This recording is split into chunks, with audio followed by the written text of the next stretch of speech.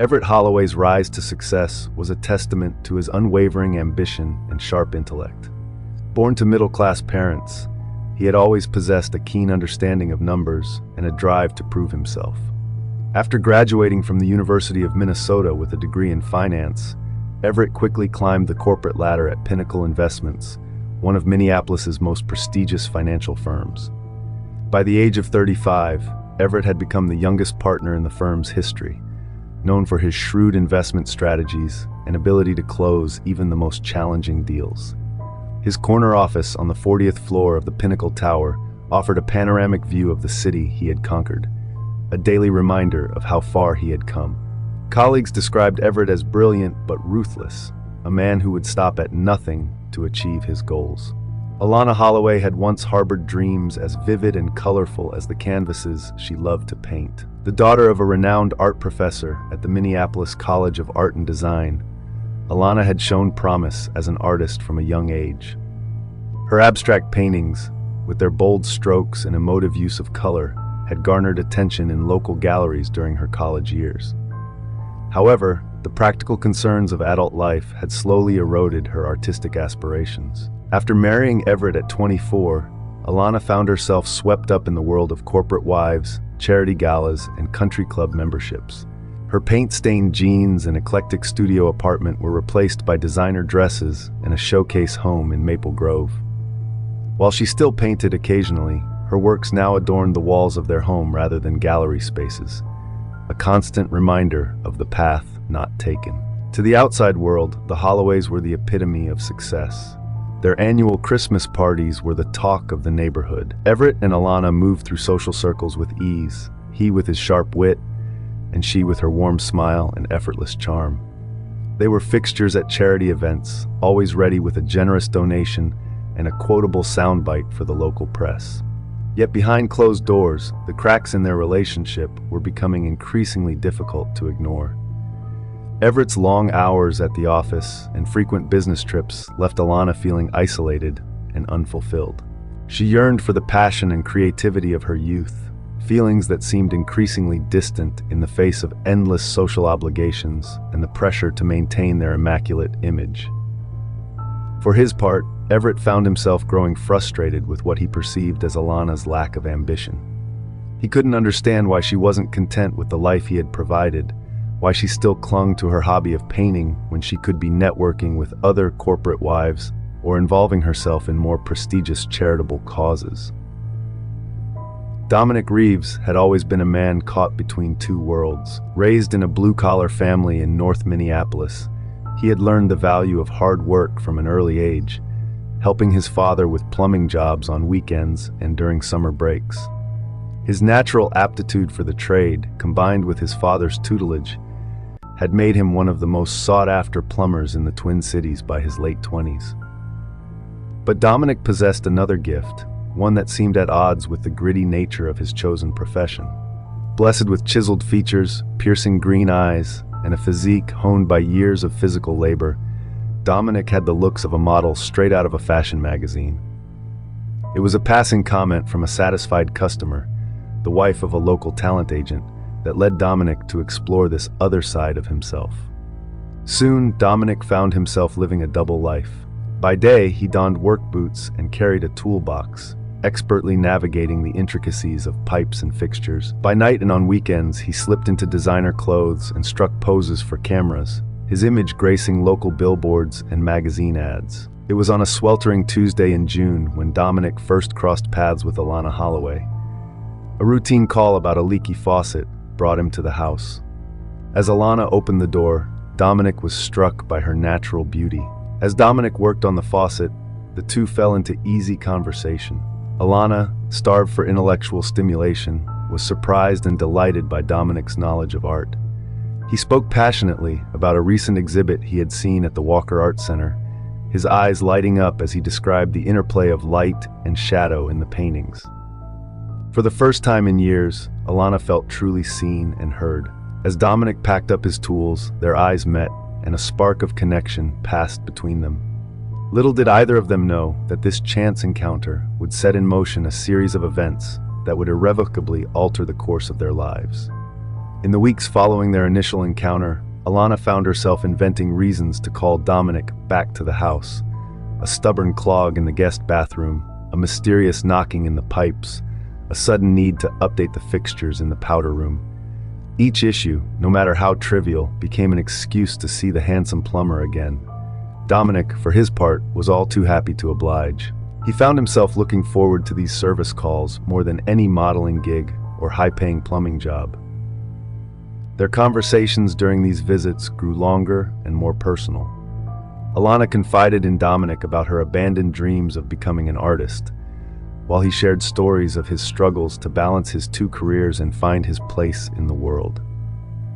One afternoon, as Dominic was finishing up some work on the main floor bathroom, Alana invited him to see her art studio, a converted sunroom that Everett had grudgingly allowed her to use for her hobby. As they stood surrounded by her canvases, some finished and others works in progress, Dominic was struck by the raw emotion evident in her brushstrokes. Without thinking, he reached out and took her hand, telling her how talented she was and how she shouldn't give up on her dreams. The touch of his hand sent a current through Alana's body. Before either of them fully realized what was happening, they were in each other's arms, years of pent-up longing and desire pouring out in a passionate kiss. From that moment, Alana and Dominic's relationship evolved into a full-blown affair. They seized every opportunity to be together, their encounters a heady mix of physical passion and emotional connection. Dominic would arrive under the guise of performing routine maintenance, and Alana would lead him to her studio, where they would lose themselves in each other's embrace. As the weeks turned into months, their relationship deepened. Dominic encouraged Alana to start painting again in earnest, and she found herself rediscovering her love for art. But their happiness was always tinged with the knowledge that what they were doing was wrong. Alana was racked with guilt over betraying Everett, even as she acknowledged to herself that their marriage had been emotionally over for years. Dominic struggled with his role as the other man, his working-class background making him feel like he could never truly be a part of Alana's world. Their affair was a dangerous dance of close calls and near misses. There was the time Everett came home early from work, forcing Dominic to hide in a closet for over an hour. Another instance saw them having to hastily rearrange Alana's studio when a neighbor dropped by unexpectedly. Each close call added to the thrill of their forbidden romance, but also served as a stark reminder of the precarious nature of their situation. As summer began to wane, both Alana and Dominic knew that things couldn't continue as they were. Something would have to give. Alana had begun to tentatively broach the subject of leaving Everett, while Dominic found himself daydreaming about a future where he and Alana could be together openly. Neither of them could have predicted the tragic turn their story was about to take, or the devastating consequences that awaited them. On July 15, 2023, the day dawned bright and oppressively hot. The kind of summer day where the air shimmered with heat and the pavement could fry an egg. Everett Holloway was in New York, scheduled to close a major deal that would cement his status as Pinnacle Investments' top performer. Alana, believing she had the house to herself for the next 2 days, had invited Dominic over under the pretense of checking the air conditioning system. As Dominic's battered work truck pulled into the Holloways driveway at 10 a.m., Alana felt the familiar flutter of excitement in her stomach. She had spent extra time on her appearance that morning, putting on a flowing sundress that Dominic had once complimented and dabbing on the perfume he loved. When she opened the door, Dominic's appreciative gaze made her feel more alive than she had in years. They barely made it to the studio before falling into each other's arms, their kisses urgent and passionate. Neither of them heard the sound of a car pulling into the driveway. Everett Holloway was furious. The New York deal had fallen through at the last minute due to a competitor's unexpected maneuver. Facing the prospect of returning to Minneapolis empty-handed and potentially losing his shot at a promotion, Everett had decided to fly home immediately, his mind racing with ways to salvage the situation. As he turned onto the house, his anger simmered, needing only the slightest provocation to boil over. The sight of the plumber's truck in his driveway was that provocation. Everett had never liked the idea of strange men in his house while he was away, and he had specifically told Alana to hold off on any repairs until he returned. Slamming his car door, he stormed towards the house, ready to give both his wife and this presumptuous tradesman a piece of his mind. The scene that greeted Everett as he burst into Alana's studio would be forever seared into his memory. His wife, her sundress hitched up around her waist, was straddling a shirtless man on the chaise lounge they had bought in Paris on their 5th anniversary. For a moment, time seemed to stand still as 3 pairs of eyes locked in a tableau of shock, horror, and dawning realization. Alana was the first to move, scrambling off Dominic with a strangled cry of Everett's name. Dominic, his face a mask of guilt and fear, reached for his discarded shirt, but Everett was faster. With a roar of rage, he launched himself at Dominic, his fists connecting against the younger man's face. What happened next was a blur of violence and desperation. Dominic, despite his superior physical condition, was at a disadvantage, caught off guard and reluctant to fight back against his lover's husband. Everett, fueled by rage and humiliation, seemed to possess inhuman strength. He pummeled Dominic relentlessly, oblivious to Alana's screams and pleas for him to stop. In the chaos, the 2 men stumbled and crashed into Alana's paintings. Canvases fell, easels toppled, and art supplies went flying. A heavy marble sculpture, a wedding gift from Everett's parents, teetered on its pedestal before crashing down onto Dominic's head with a sickening crack. The sudden silence that followed was deafening. Dominic lay motionless on the paint-splattered floor, blood pooling around his head like a macabre halo. Everett stood over him, his knuckles bloody, chest heaving as the red mist of rage slowly cleared from his vision. Alana, her sundress torn and stained, stared at the scene before her in mute horror. Alana dialed 911, her voice breaking as she tried to explain what had happened. Everett, having washed the blood from his hands, sat in his home office, staring blankly at the wall until the police arrived. The quiet of Maple Grove was shattered by the wail of sirens as police cars and an ambulance arrived. Neighbors emerged from their homes, gathering in small clusters to whisper and speculate as they watched the grim procession of emergency vehicles. By nightfall, the Holloway residence was a hive of activity. Crime scene technicians combed through the studio, cataloging evidence and taking photographs. Detectives interviewed a stone-faced Everett and a distraught Alana in separate rooms. And in the center of it all, Dominic Reeves's body lay covered by a sheet, waiting to be transported to the medical examiner's office. The days following the incident were a whirlwind of police activity and neighborhood gossip. Detective Leanna Ortiz, a veteran of the police department's homicide unit, was assigned as the lead investigator on the case.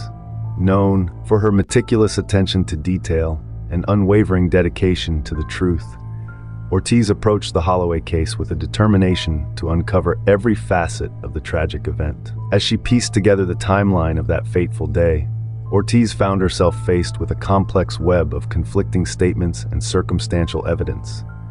The 911 call made by Alana at 11:23 a.m. was brief and hysterical, with the distraught woman barely able to articulate what had happened. Everett's call, placed just 2 minutes later, was eerily calm as he reported an accident at his home. Neighbor testimonies painted a picture of an ordinary summer morning suddenly disrupted. Patrick Lanquist, the 78-year-old retiree who lived across the street, reported seeing Dominic's truck arrive around 10 a.m., noting that it wasn't unusual, as the handsome plumber had been a frequent visitor over the past few months. It was Beatrick who also witnessed Everett's unexpected return, remarking on his aggressive driving as he pulled into the driveway. Another neighbor was mowing his lawn when he heard what he described as a commotion coming from the Holloway residence. While he couldn't make out specific words, he recalled hearing a man's angry shouts and a woman's screams. Terrified, he had retreated into his house and debated calling the police before the sirens announced their arrival. The crime scene itself was a study in chaos. The once pristine studio was now a jumble of overturned furniture, shattered art pieces, and splattered paint. Blood spatter analysis indicated a violent struggle, with Dominic's blood found not only around his body, but also on several surfaces throughout the room. Most damning was the marble sculpture, its base stained red, which the medical examiner would later confirm as the weapon that delivered the fatal blow. Alana, still in shock, provided a fragmented account of the events. She admitted to the affair with Dominic, but insisted that Everett's attack was unprovoked and that she had begged him to stop. Her torn dress and bruised arms seemed to corroborate a struggle, though it was unclear whether these injuries came from Everett or from her attempts to intervene in the fight. Everett, on the other hand, maintained a stance of self-defense. In his statement, he claimed to have found Dominic attacking Alana and had intervened to protect his wife. He expressed remorse for Dominic's death, but insisted he had only been trying to subdue the younger man. However, the lack of defensive wounds on Everett and the extent of Dominic's injuries cast doubt on this version of events. The autopsy report, delivered 3 days after the incident, provided grim details of Dominic's final moments. In addition to the fatal wound, his body showed evidence of multiple blunt force traumas consistent with a severe beating. The report also noted defensive wounds on Dominic's arms and hands, suggesting he had tried to protect himself from the onslaught. As Detective Ortiz dug deeper, she uncovered a trail of text messages and emails between Alana and Dominic, documenting the evolution of their relationship from innocent flirtation to a full-blown affair. Financial records showed a series of cash withdrawals from Alana's personal account, coinciding with dates of Dominic's visits, hinting at possible payments for services beyond plumbing. With each new piece of evidence, the case against Everett Holloway grew stronger. Yet Ortiz couldn't shake the feeling that there was more to the story than a simple crime of passion.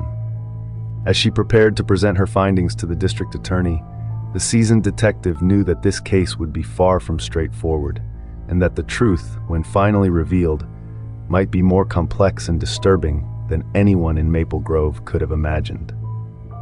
Everett was charged with second-degree murder, a decision that sparked debate among legal experts.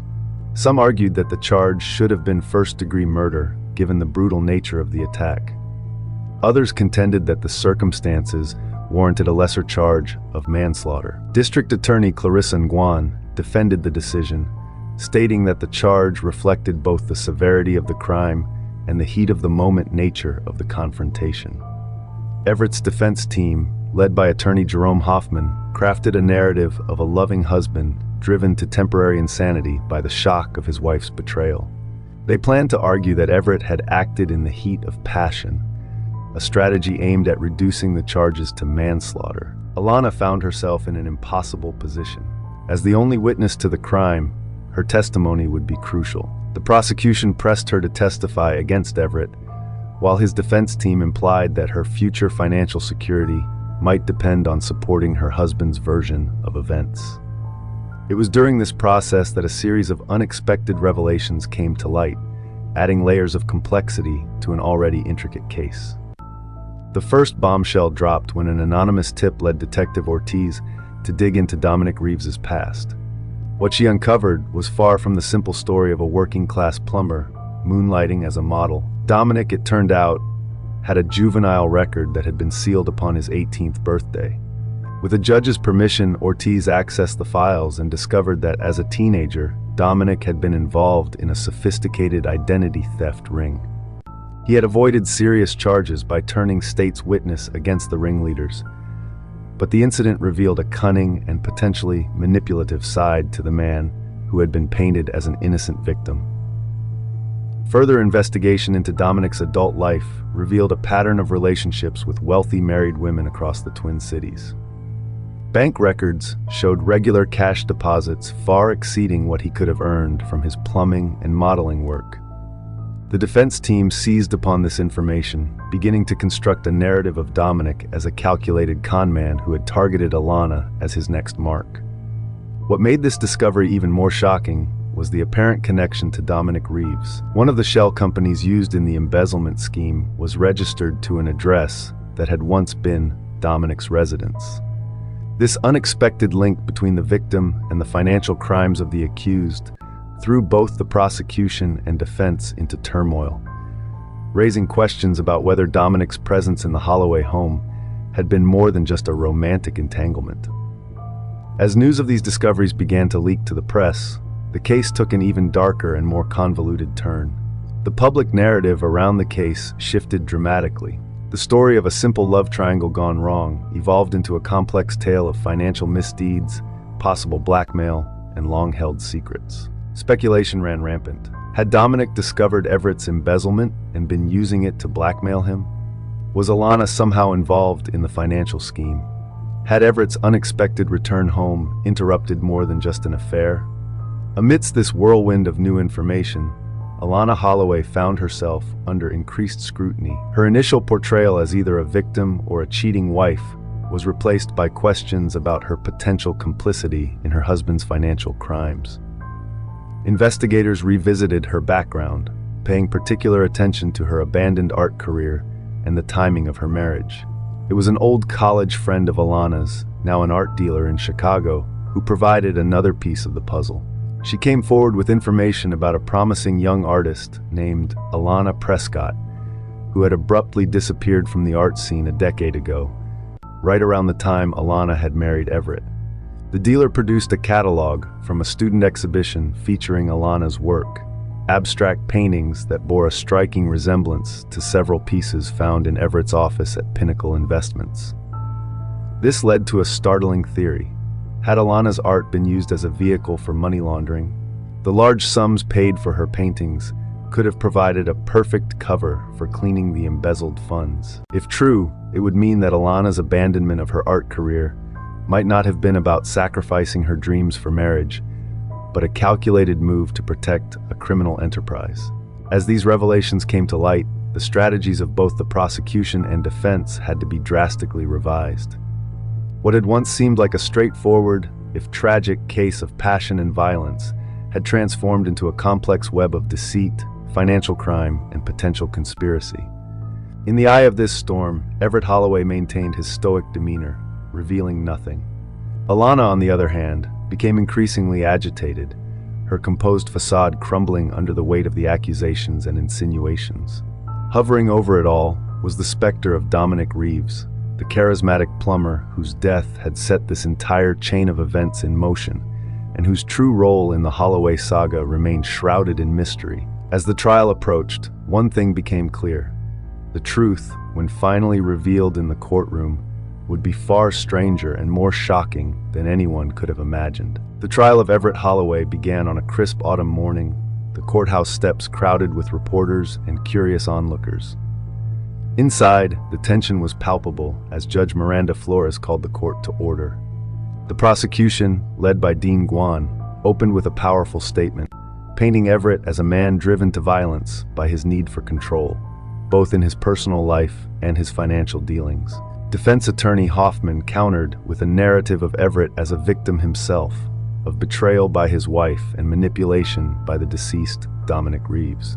He hinted at revelations that would shed new light on the events leading up to that fatal day in July. As the trial progressed, a parade of witnesses took the stand. Forensic experts detailed the brutal nature of the attack on Dominic, while financial analysts unraveled the complex web of Everett's alleged embezzlement scheme. Former colleagues from Pinnacle Investments spoke of Everett's ruthless business practices and volatile temper. The testimony of Alana Holloway was highly anticipated, and it did not disappoint.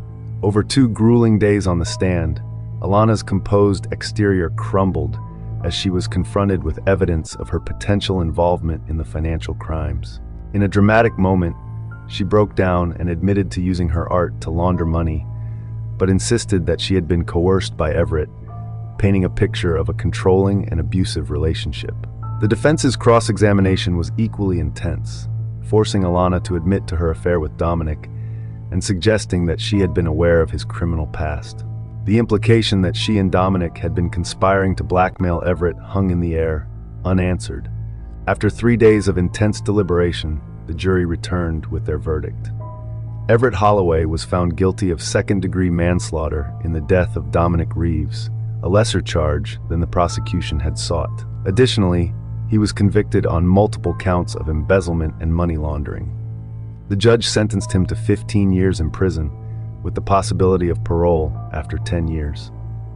Alana Holloway, in a separate trial, pleaded guilty to lesser charges of financial fraud and received a suspended sentence and probation.